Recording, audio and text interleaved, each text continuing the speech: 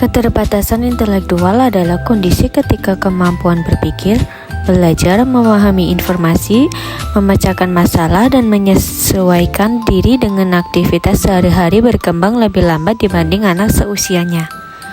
Secara sederhana, anak dengan keterbatasan intelektual biasanya membutuhkan waktu belajar lebih lama, penjelasan yang lebih sederhana, dan latihan berulang agar dapat memahami materi atau melakukan keterampilan sehari-hari secara mandiri.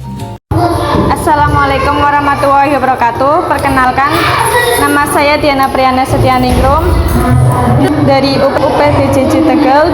Pada video kali ini saya akan melakukan observasi kepada anak dengan keterbatasan intelektual untuk memenuhi tugas 1 pada mata kuliah penanganan anak berkebutuhan khusus. Di sini saya akan melakukan wawancara dengan nama saya Ustadzah Dinda, saya mengajar di kelas 1 Al-Malik SDIT Cahyo Bangkok. Bisa mulai wawancaranya? Oke, baik. Untuk pertanyaan yang pertama, bagaimana kemampuan anak dalam mengikuti arahan atau instruksi dari guru di kelas? Oke, salah satu siswa saya yang bernama Xavier itu memang memiliki kebutuhan khusus. Ketika di kelas memang terlihat berbeda dengan anak-anak pada umumnya. Misalnya saat mengikuti pelajaran, kebanyakan anak itu bisa lebih fokus ketika misalkan saya melakukan ice breaking gitu. Nanti mereka melakukan dengan baik gitu, mengikuti arahan instruksi saya. Tapi kalau Mas Xavier itu kadang dia seperti memiliki dunia sendiri, kadang bermain sendiri kayak gitu, kadang juga tabuhan meja atau nggak mau mengikuti instruksi dari saya gitu. Untuk pertanyaan kedua, apakah anak dapat memahami penjelasan pelajaran yang diberikan? Oke, baik. Ketika saya menjelaskan secara klasikal di kelas, itu memang daya tangkap atau secara materi gitu ya, untuk menangkap pelajaran itu masih kurang.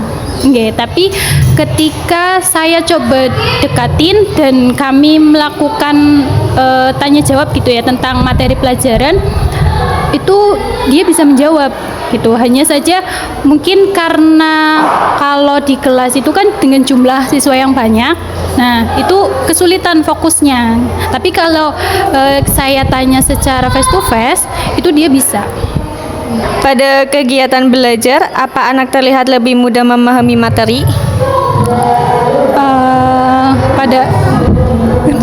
Pada kegiatan belajar. Oke. Pada kegiatan belajar ya, berarti secara keseluruhan di kelas. Kalau di kelas itu dia lebih susah menangkap materi. Berarti kalau belajarnya bareng-bareng dia susah fokus. Tapi kalau secara face to face saya dekatin hanya berdua gitu tanya jawab, dia bisa. Kesulitan apa yang paling sering dialami anak saat mengikuti pembelajaran di sekolah? Oke, kesulitannya mungkin karena dia punya dunia sendiri gitu. Jadi dia sulit untuk fokus. Apalagi ketika saya sedang menjelaskan. Kalau saya sedang menjelaskan, nanti dia seperti tidak mendengarkan dan tidak mau fokus apa yang saya sedang jelaskan gitu. Jadi kadang dia mainan sendiri kayak gitu, atau juga melakukan gerakan-gerakan yang aneh kayak gitu, seperti bukan anak yang seusianya gitu. Jadi itu sih kurang fokus kayak gitu, karena dia memang punya kebutuhan khusus gitu. Jadi untuk belajar secara klasikal belum bisa. Bagaimana kemampuan anak dalam membaca, menulis, atau berhitung sesuai usianya? Oke, baik. Kalau untuk menulis, kemudian mengenal huruf, memang dia sudah tahu semua huruf dan semua angka dia tahu. Cara menulisnya pun tahu. Tapi ketika ada satu pelajaran kemudian untuk menuliskan jawabannya apa kayak gitu. Nanti dia nggak tahu dan cara menulisnya itu masih bingung. Jadi untuk merangkai kalimat masih bingung, tapi untuk menulis huruf, menulis angka dia sudah tahu. Apakah anak dapat menyelesaikan tugas secara mandiri atau masih memerlukan bantuan? Oke, kalau untuk mengerjakan suatu soal, dia masih butuh bantuan kami, masih butuh bimbingan, terutama untuk cara menulisnya, kemudian cara menjawabnya, itu masih butuh bantuan kami. Bagaimana respon anak ketika menghadapi tugas yang dianggap sulit? Kalau menurut kami hampir di semua materi ya. Kalau menurut kami hampir di semua materi dia itu masih di bawah rata-rata, masih di bawah seusianya dia untuk pengetahuannya. Strategi atau bantuan seperti apa yang biasanya efektif agar anak lebih mudah belajar? Oke.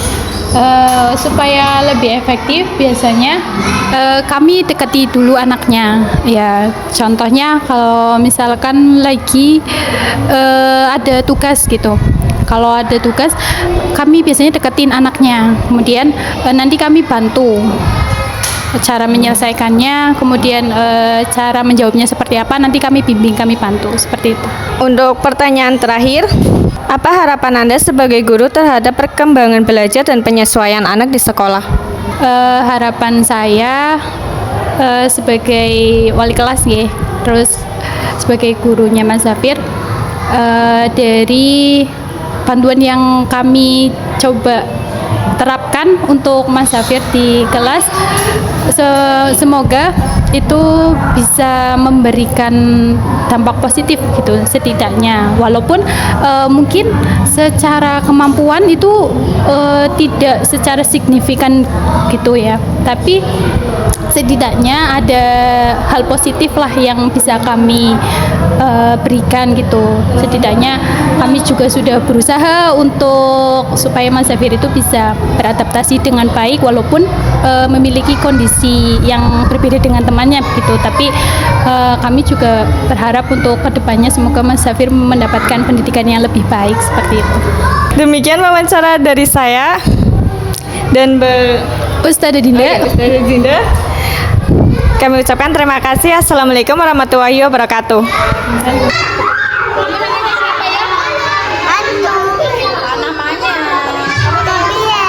Sapier siapa ya? Terus? Oh iya, pintar. Rumahnya di mana? Di rumah hantu. Rumahnya di mana? Jawabnya yang benar. Rumahnya di mana? Di rumah hantu. Sapier hantu. Rumahnya di mana yang benar? Di rumah hantu. Sapier. Sapier. Rumahnya di mana? Oh, yang benar di mana? Kurang keras di mana? Di bawah. Iya, pintar. Mama kerja? Kerjanya di mana, Mama? Di kantor. Di kantor mana? Di mana ya?